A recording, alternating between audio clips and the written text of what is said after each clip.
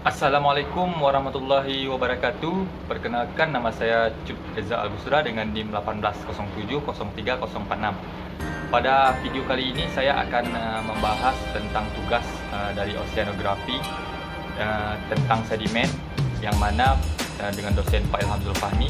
Di sini Bapak Ilham menyuruh saya untuk meringkas sebuah video YouTube yang tentang pembelajaran pembelajaran mekanisme transportasi dan deposisi atau sedimentologi.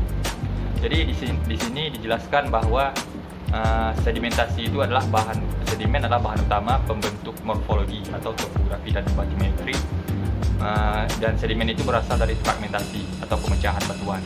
Kemudian pemecahan tersebut terjadi karena pelapukan atau weathering yang dapat berlangsung secara fisika, kimia, dan biologis. Sedimentasi adalah proses pengendapan sedimen termasuk semua aktivitas yang mempengaruhi dan merubah sedimen menjadi batuan sedimen. Kemudian batuan sedimen itu merupakan batuan yang terbentuk dari akumulasi material hasil rombakan batuan yang sudah ada sebelumnya. Jadi di video ini dijelaskan bahwa tujuan dibuatnya pembelajaran itu adalah untuk mahasiswa mampu memahami mekanisme transportasi sedimen, kemudian mampu memahami mekanisme pengendapan sedimen, kemudian mampu memahami interpretasi pengenalan mekanisme transportasi dan pengendapan. Jadi langsung saja ke intinya. Di sini dijelaskan bahwa agen geologi itu ada 3 macam, yaitu pertama angin, yang kedua ada air, dan yang ketiga ada es. Kemudian sedangkan pergerakan sedimen itu disebabkan oleh beberapa faktor.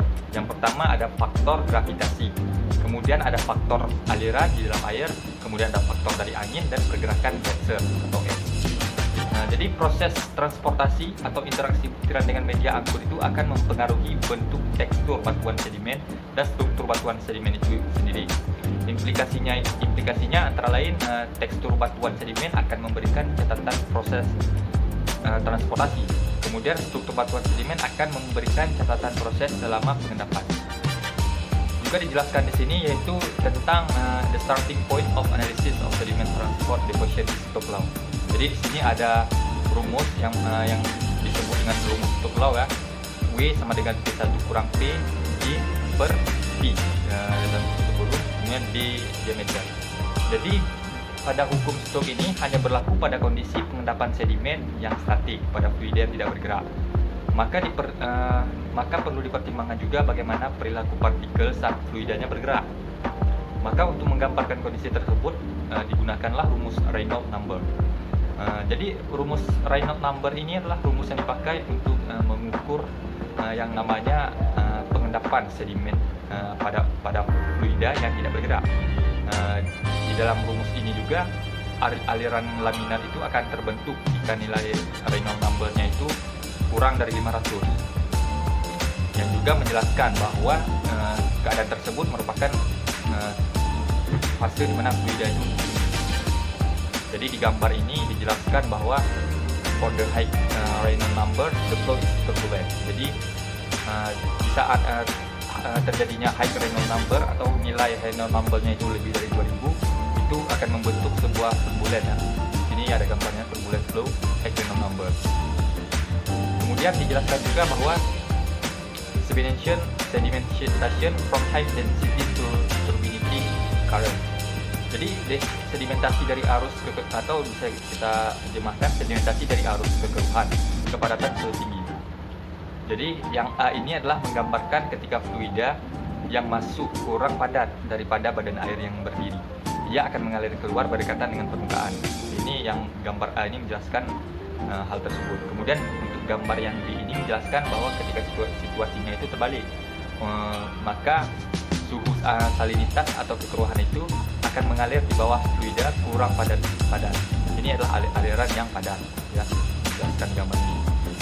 Kemudian selanjutnya adalah ada gambar selanjutnya. Ini adalah gambar di mana fase antara smooth bed ke rock bed atau aliran yang lembut atau halus menuju ke aliran yang kasar. Jadi terjadinya turbulen tadi laminarnya juga di fase ini.